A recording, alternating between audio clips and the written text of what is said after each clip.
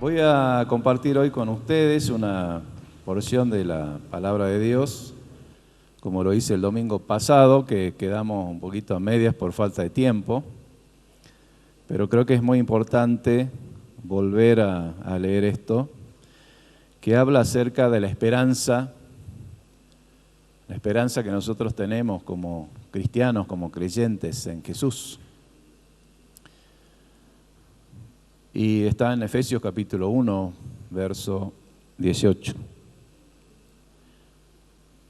Dice así la palabra: alumbrando los ojos de vuestro entendimiento, para que sepáis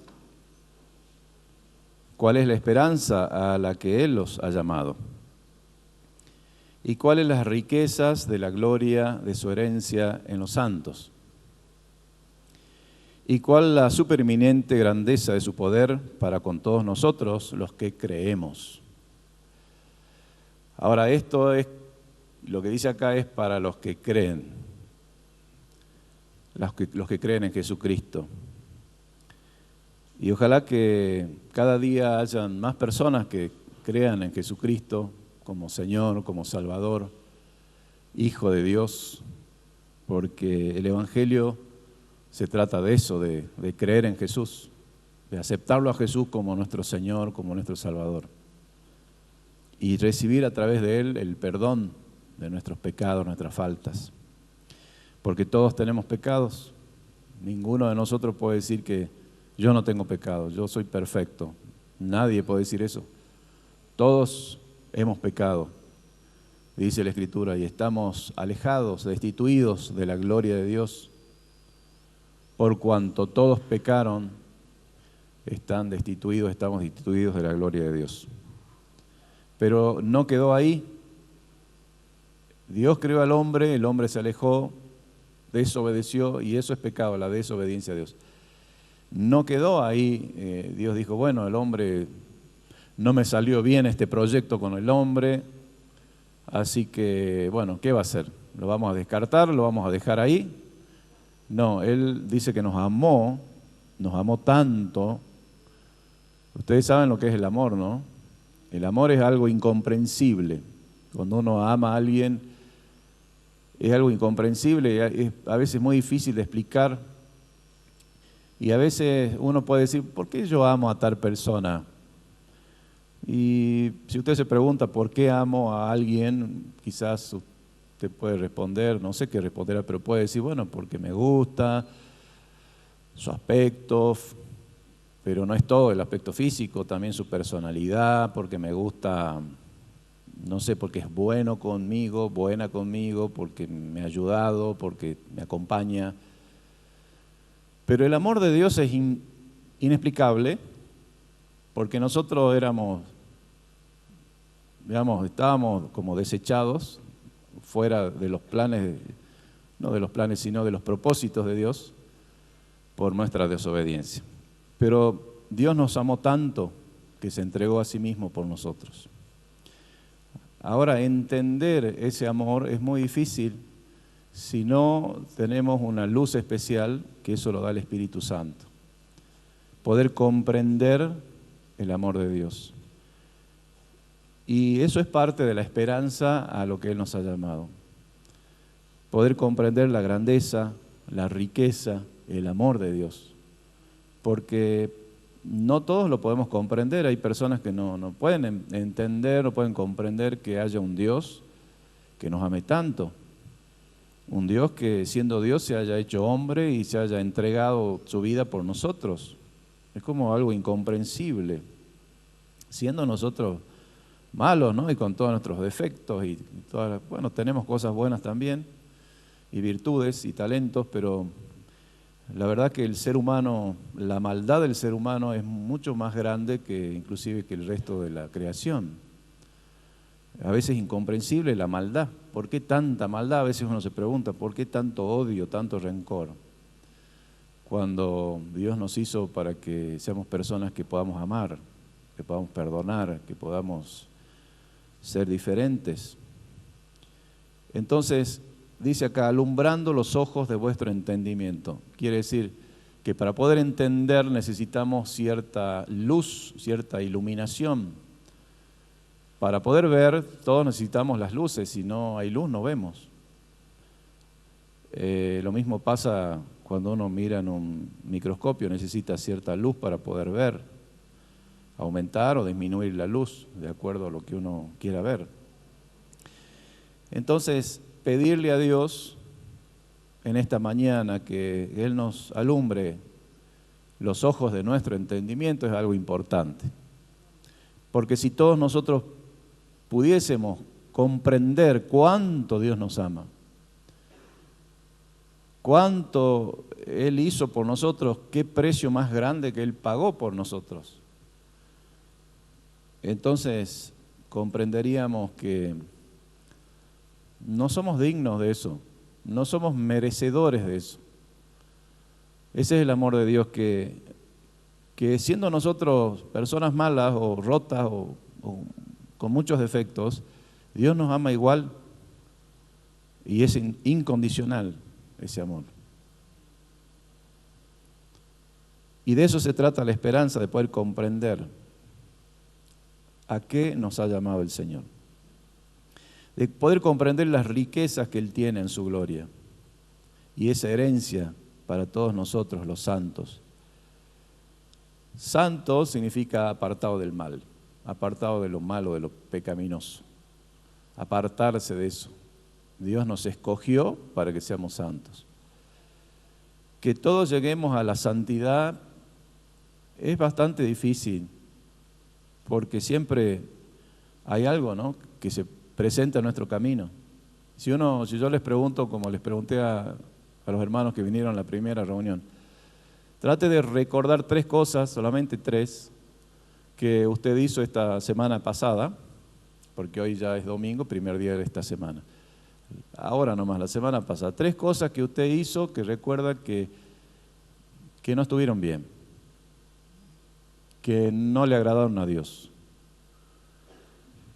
que puede haber sido algún pecado, algún pensamiento, alguna actitud, alguna palabra, algo que usted hizo, que yo puedo haber hecho también, que no le agradó al Señor.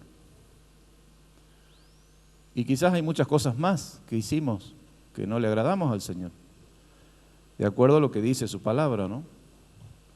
¿Y qué podemos hacer? Bueno, ¿quedarnos así? No, tenemos que ir al Señor y confesar y decirle: Señor, yo te pido perdón por esto, por esto. Así como cuando uno hace algo malo con una persona, quizás le dice algo, le levanta la voz o le dice alguna cosa triste, fea, hiriente, o ya sea un pensamiento, una palabra, una acción.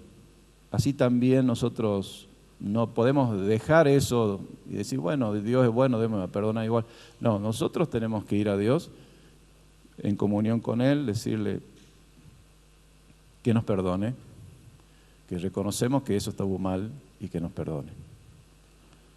Y Él dice que en su palabra que si nosotros no nos arrepentimos y confesamos nuestro pecado, Él es fiel y justo para perdonarnos. Él es fiel a su palabra. Él dice que si nos arrepentimos, Él nos perdona. Y Él es justo también. Por eso Él puede perdonar, porque Él no es justo, no es santo, no tiene pecado, no tiene maldad, Dios.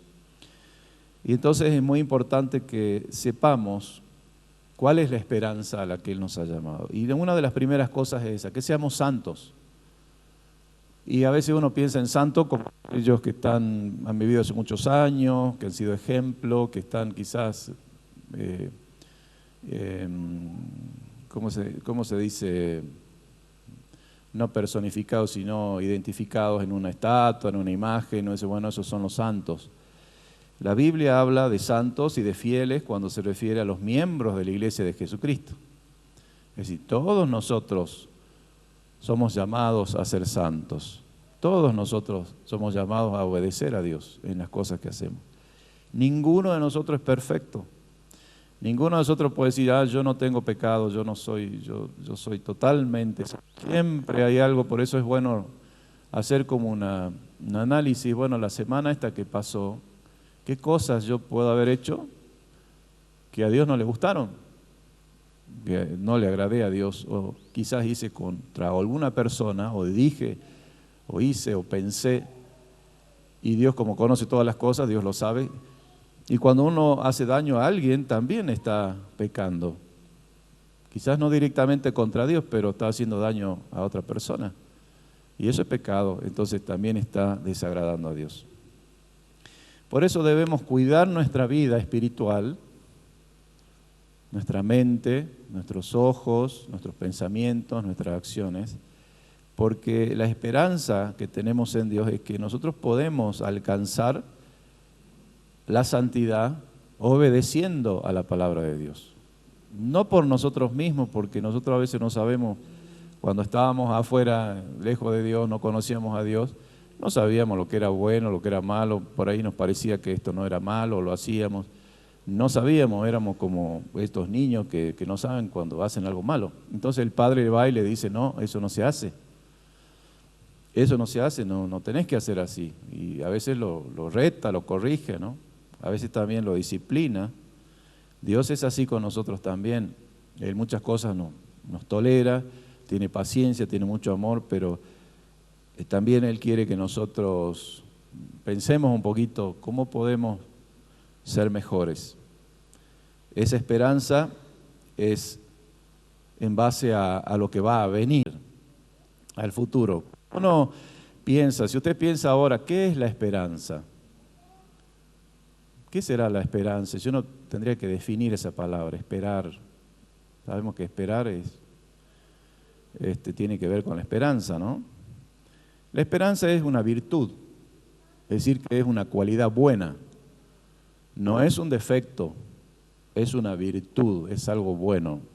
La esperanza es la virtud mediante la cual esperamos lo que aún no vemos. La esperanza es la fe orientada hacia el futuro. Cuando yo creo, tengo fe de que algo va a suceder, porque tengo fe, yo estoy esperando que eso suceda, y eso es tener esperanza. Esperanza, por ejemplo, puede ser algo muy lindo también, cuando una mujer se queda embarazada, sabe que tiene su embrión, ¿no es cierto? Ya está creciendo en su vientre, todavía no lo ve quizás o no está, no lo puede tocar, no lo puede, pero sabe que un día va a nacer. Si ella espera los 9 meses o los meses que sea de gestación y todo sale bien, tiene una esperanza de que ese niño que está en su vientre, que todavía no está formándose, algún día va a nacer y lo va a poder ver, lo va a poder abrazar, lo va a poder, no sé, educar, enseñarle, alimentarlo. Y es una esperanza hermosa de que algún día eso va a suceder. ¿Sí? Y lo mismo pasa con nuestra fe, con nuestra vida cristiana. Tenemos la esperanza de poder ver la gloria de Dios en nuestra vida. Tenemos la esperanza de poder llegar a ser como Jesús, en su amor, en su bondad, en su pureza, y nos esforzamos todos los días para poder hacerlo. Y a veces que creemos que somos perfectos, pero no lo somos, y tenemos que recordar qué cosas nos alejan de la voluntad de Dios, cuáles son las cosas que a Dios no le agradan.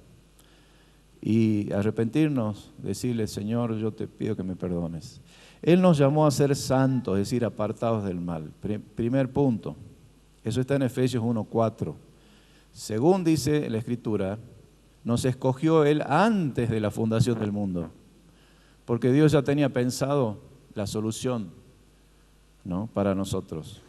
Antes que sucedan todas las cosas, antes que usted nazca, Dios ya sabía que iba a nacer, Dios ya sabía con quién usted se iba a casar, Dios ya sabía los hijos que iba a tener, Dios ya sabe todas las cosas y sabe todo su futuro. Porque Dios es omnisciente, es decir, lo sabe todas las cosas. Omnipresente, omnipotente, quiere decir que es poderoso, puede hacer todo lo que Él quiera hacer dentro de su persona, dentro de sus atributos. Dios no va a hacer algo malo, Dios no hace pecado, no comete pecados. Dios es un Dios bueno. Sabemos los atributos que tiene Dios y Él quiere que seamos como Él. Él nos creó para que seamos alabanza de su gloria. Dios quiere que seamos tal cual Él es. Dice, sean santos ustedes, así como yo soy santo, dice el Señor. Él no nos está pidiendo que hagamos algo que Él no es, como a veces nosotros hacemos, ¿no? Que le decimos a alguien, vos tenés que ser así, pero uno no lo hace. Pasa a veces con los padres y los hijos. Que vos tenés que hacer esto, pero uno mismo no lo hace como padre. Entonces, ¿qué ejemplo le podemos dar a nuestros hijos? Por eso dice la Escritura que debemos ser ejemplo para las generaciones venideras, para el futuro. Y esa es la esperanza que nosotros tenemos. La esperanza es creer, es una virtud, la cual se necesita fe para creer, ¿no? En algo que uno no ve, porque justamente la fe es eso, es la certeza. ¿Alguien sabe qué es fe?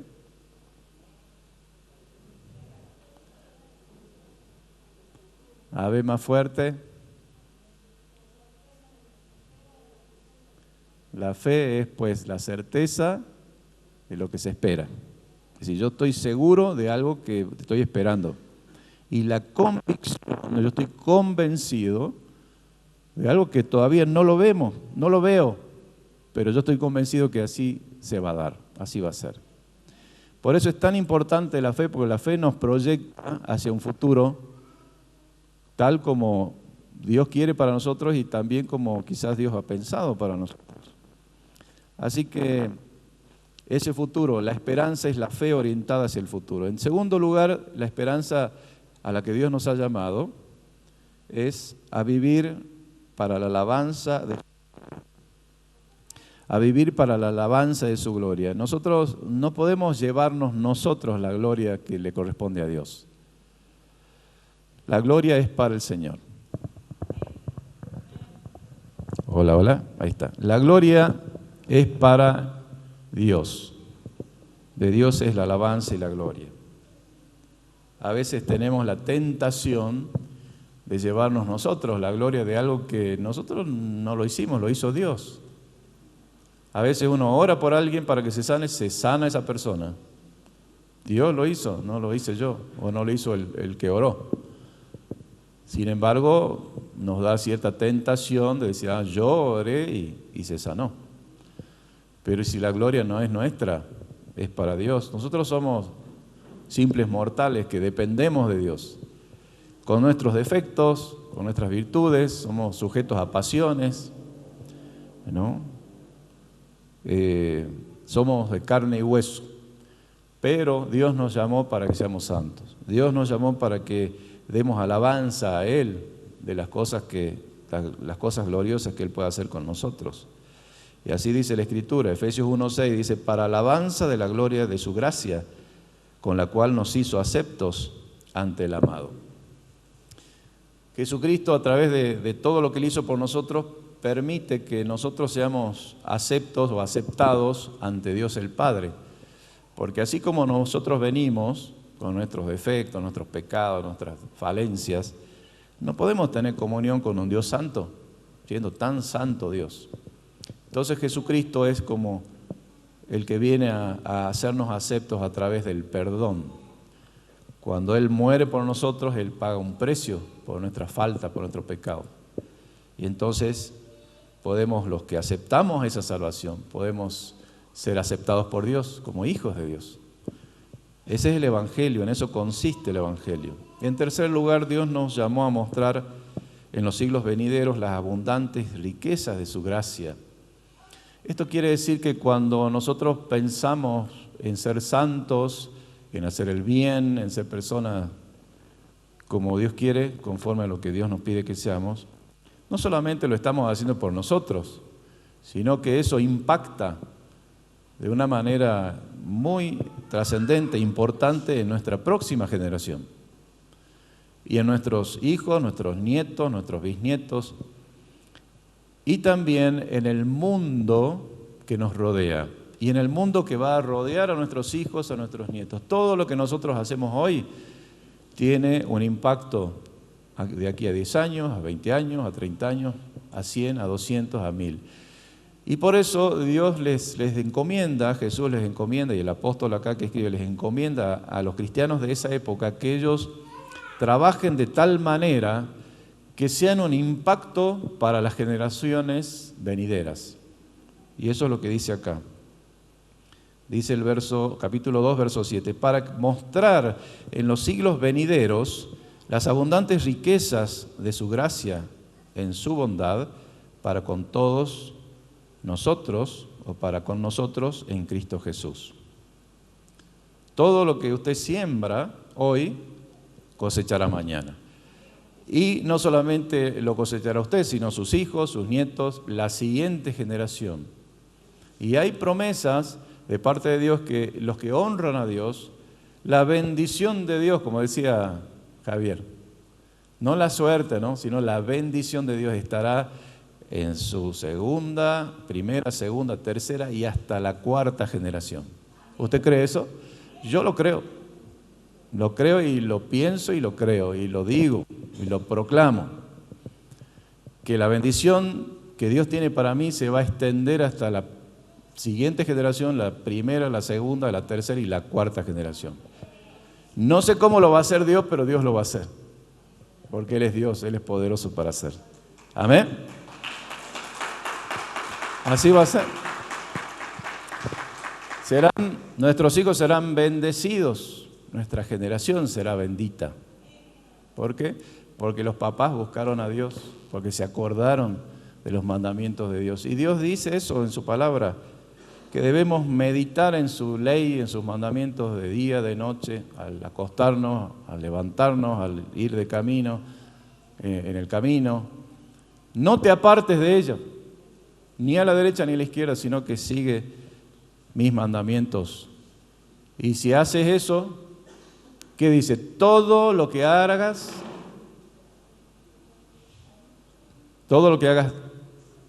en todo lo que hagas prosperarás y te irá bien.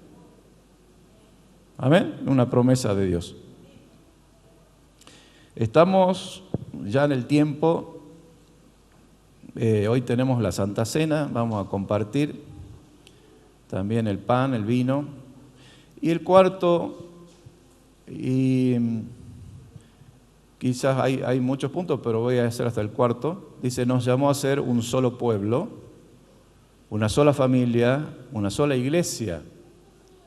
A veces uno piensa en términos humanos, dice, bueno, pero hay muchas iglesias, hay muchas religiones, hay muchas iglesias cristianas. No, la iglesia es una sola. ¿Cuál es la iglesia de Jesucristo? Bueno, saben qué significa iglesia, ¿no? Iglesia significa grupo o congregación, gente que se junta en torno a un pensamiento, a un mensaje. En el caso de Jesucristo son aquellas personas que se reúnen, se juntan, comparten una misma idea, una misma conducta, una misma enseñanza. ¿Y cuál es la enseñanza de la iglesia de Jesucristo? Que Jesucristo es el Hijo de Dios y es el único y suficiente Salvador del ser humano.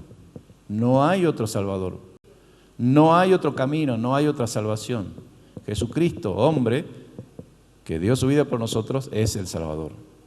Esa es la iglesia de Jesucristo.